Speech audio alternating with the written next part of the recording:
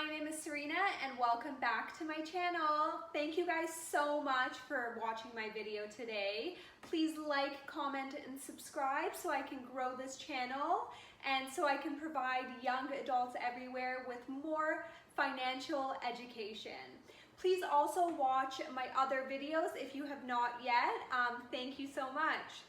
So today I wanted to talk about 5 ways to secure your first home purchase.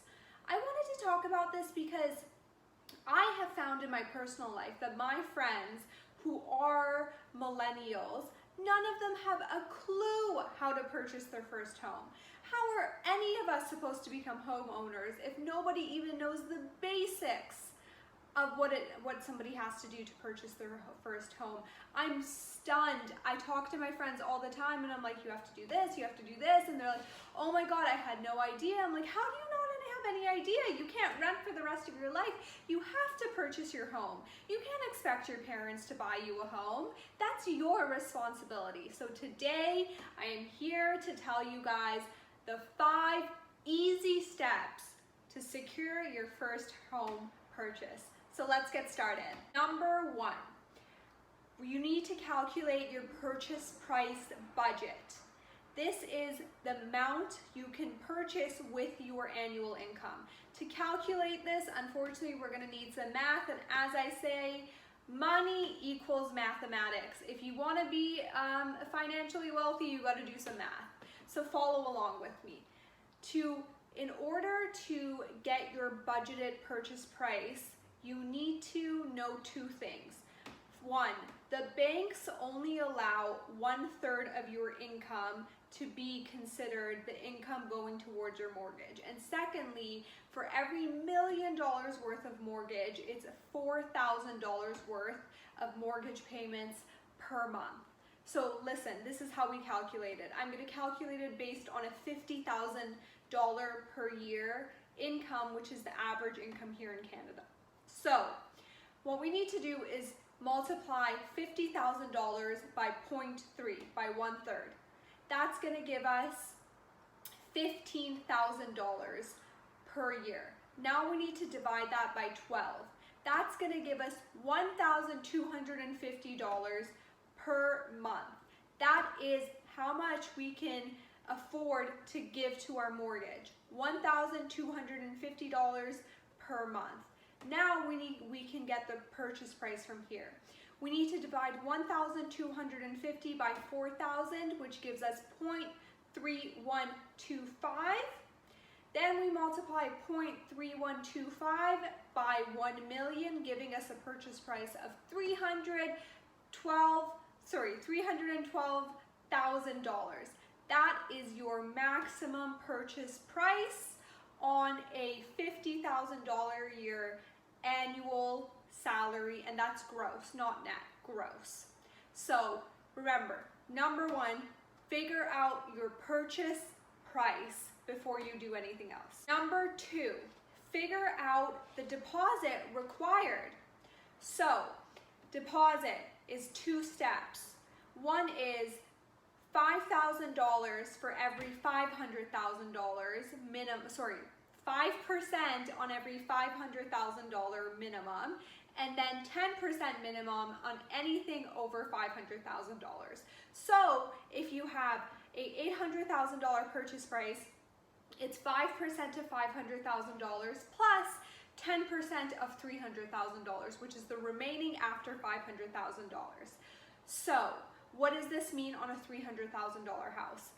A $300,000 house requires a $15,000 minimum deposit, but it doesn't stop there. You also need to consider $5,000 to $10,000 worth of property transfer taxes. I would say be conservative and do $10,000 because you will actually have lawyer fees and moving fees and property valuation fees and inspection fees on top of that. So on a $300,000 purchase, you're looking at a $25,000 deposit. And remember this is so important. So many people get this wrong. You need to have $25,000 in your bank account for 3 months consecutively before you can apply for your mortgage. Don't forget that.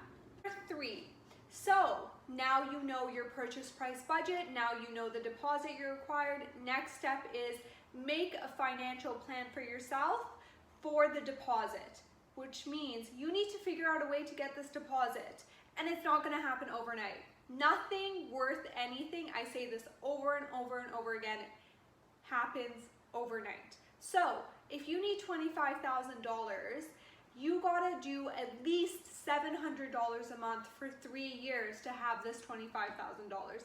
And $700 a month, I'm sorry to say this, but it's doable. It's doable.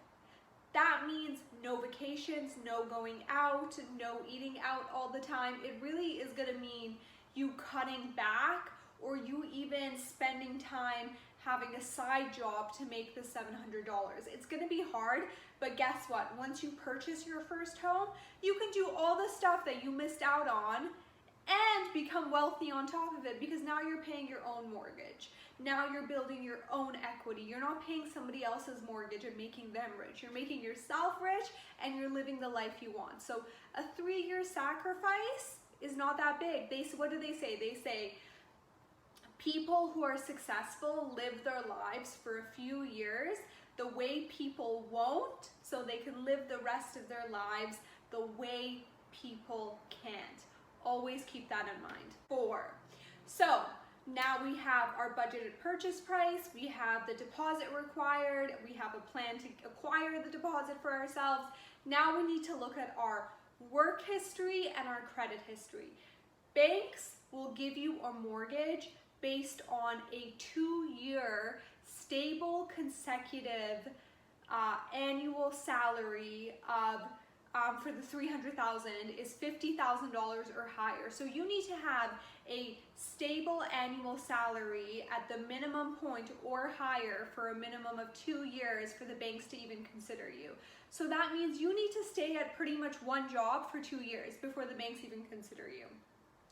And that makes sense, right? Why would the bank consider someone who's going from job to job to job to job, who's working for 6 months, unemployed for 6 months, working for 6 months, unemployed for 6 months? They're gonna be like, no way this person is gonna be able to pay their mortgage. They can't even have a stable job. So remember, keep your job for 2 years. This is not a joke. Don't move from job to job, and keep a consistent salary. Number 2, you need to have $650,000, sorry, $650,000, I keep thinking dollars. You need to have a credit score of 650 or above to get a mortgage. Now this is not hard. I personally track my credit with Credit Karma. It's accurate and it's free. I will link it down below. Having a 650 credit score is not hard, you guys. It's about keeping your credit cards at 0. It's about paying any finance debts like car debts, and it's about paying any debts like student loans on time. I don't mean if you have $60,000 worth of student loans to pay $60,000 off. I mean if you have a payment plan that says $200 a month, you pay that $200 a month on time every month. That builds your credit, because if the bank sees, oh wow, like this person had a $60,000 loan, they never miss a loan payment, this is the person we want to give a mortgage to. They already show us they can pay off one loan. They can probably pay off another one. But if you show them that you can't even pay off one loan, absolutely they're not going to give you a giant $300,000 loan. They're not crazy. I wouldn't give you a loan. I'm going to be honest. I wouldn't give you a loan. So remember, make sure you check your credit score, you monitor it, you get it to that 650 and above, and you keep your job. You keep a stable job with an annual salary that's consecutive for a minimum of 2 years. Last but least, number 5. This unfortunately only applies to Canadian residents. I don't know whether your country has a similar program, but over here in Canada we have what is called the First Time Home Buyers Incentive Programs. I will link it down below. So there's 2 incentives to this program. One incentive is that if your purchase price is lower than $500,000, you may get a portion of the property transfer tax avoided. That is amazing. Don't depend on that though. Save up that property transfer tax. Do not depend on this. If you go through the motions and you happen to be eligible for this, fantastic. You get to keep your property transfer tax and use that to buy your brand new furniture. Number 2, they give you a 10% equity top up on your mortgage. I do not recommend this because I think this is a scam. They say it's an interest-free loan, but it's actually not. So it's 10% equity. So on a $300,000 purchase, that would be $30,000. But guess what? It's an equity loan, which means if you sell that home 10 years in the future for $500,000, you don't owe them $30,000. You owe them 10% of the price you sold it for. So you owe them $50,000. They just made $20,000 in a 10-year period. Trust me, that's higher than your mortgage interest rates. The government's not stupid. They are very, very smart. Pardon my language there. I do not recommend that you take this 10% loan from them. However, you can if you wish to do so. That is all for today, you guys. I hope that you liked my video. I hoped it helped you out, and please, I'm telling you, if you follow these 5 steps, it's a surefire way to purchase your first home. It's almost, what is it? It's almost mistake proof. And I did it based on a $50,000 a year salary. That is a regular average salary. That is not some executive salary. We can all make that. We can all afford to purchase our first home, and I wish you guys the best success for everyone on purchasing their first home. Thank you for watching today. Please like, comment, and subscribe. Thank you.